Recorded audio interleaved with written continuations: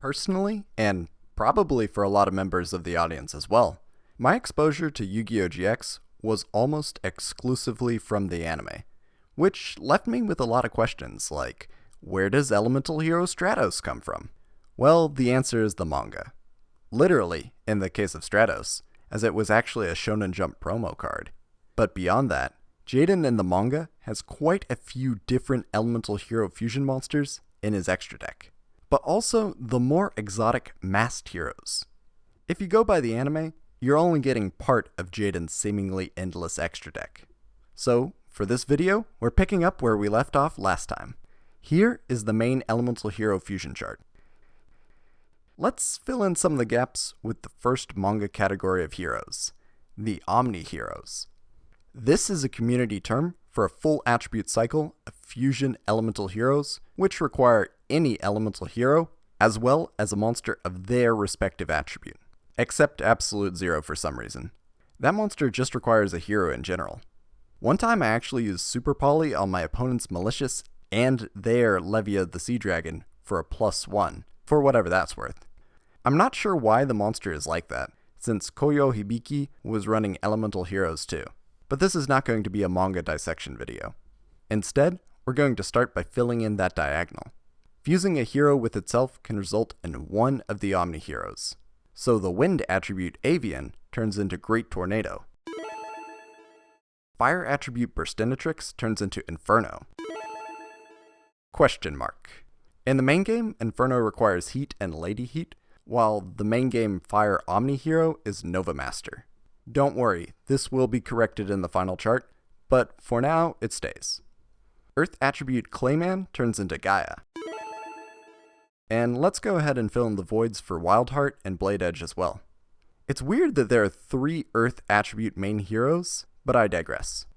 Water attribute Bubbleman turns into Absolute Zero, which we mentioned earlier. Light attribute Sparkman turns into The Shining. No, let's actually show off the manga artwork, which got a very faithful adaptation when it came into the main game. Finally, we have the dark attribute Necroshade, which turns into Escuridal, which turns into that guy. Filling in the diagonal makes the chart feel so much more complete. And when we get to the main game cards, we'll really see how full the chart will become. Technically, we could fill in any empty space with the relevant Omni Hero fusions, but I'm planning something a little different. Speaking of something a little different, let's change up the main hero lineup, but roughly keep the same attribute order. From the manga, we have Stratos, Lady Heat, Woodsman, Ocean, Flash, and Shadow Mist. There were a lot of options to choose from for the main deck lineup, but I wanted to pick the more familiar lineup rather than the manga exclusives like Basal's or Fountain. But there's also a second reason for this choice. Terra Firma is Hibiki's boss monster, which Jaden inherited, and is a fusion between Ocean and Woodsman.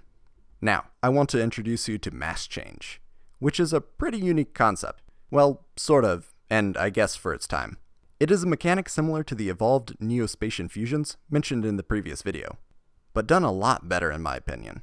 For one thing, Mass Change is a quick play spell, so it's faster and can be used to dodge targeting removal or catch the opponent off guard. There are also more options available compared to the 2 next targets, but I'm getting ahead of myself.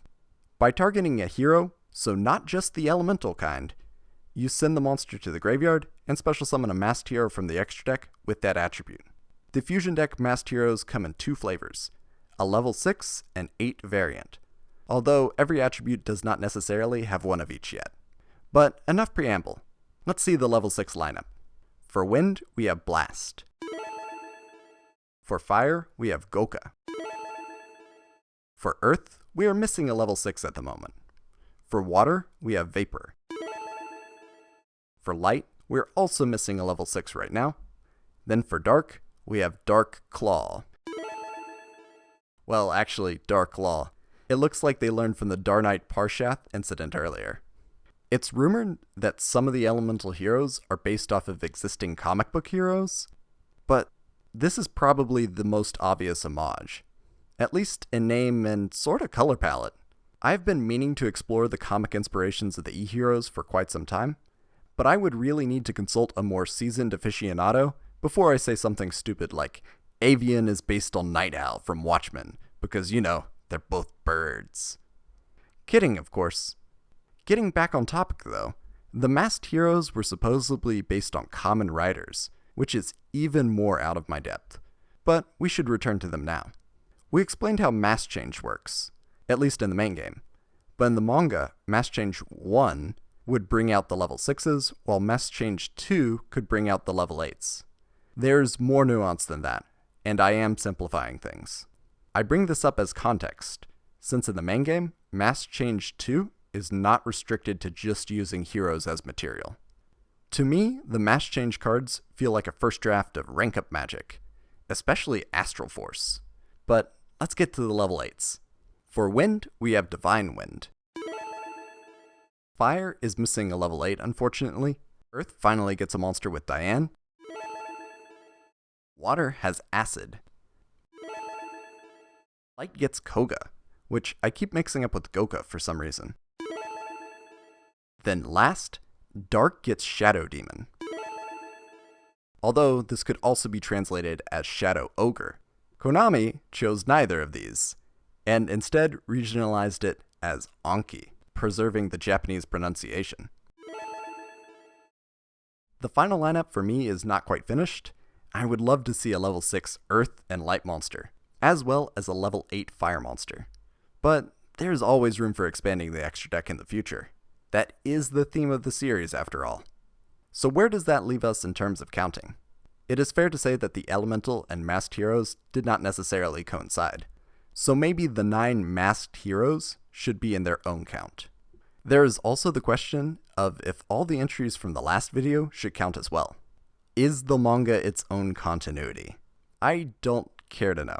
But for now, I'm just going to add the 6 Omni HEROes and Terra Firma to our count of 28 cards from last time, putting our new total at 35. We can add either 7 or 16 to the theoretical maximum, depending on taste of course. Thankfully, all these cards had direct adaptations into the main game, which is the next step in defining the full extent of Jaden's extra deck. As for the next volume in the series, it might be a little while to properly compile all the fusions and sort them in a way to look good within the existing chart. One problem I am anticipating is multiple fusions which can be made with the same materials, such as Flame Wingman and Phoenix Enforcer, both requiring Avian and Burstinatrix specifically.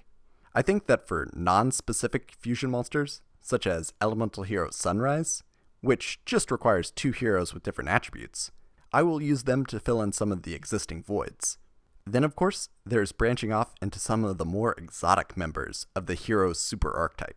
And I'm not just talking about the Vision Heroes, but also the extra heroes. I think the compromise I will eventually end on is making smaller squares which fit into the grid. But that is for the next video in the series, which will definitely take a little while to finish.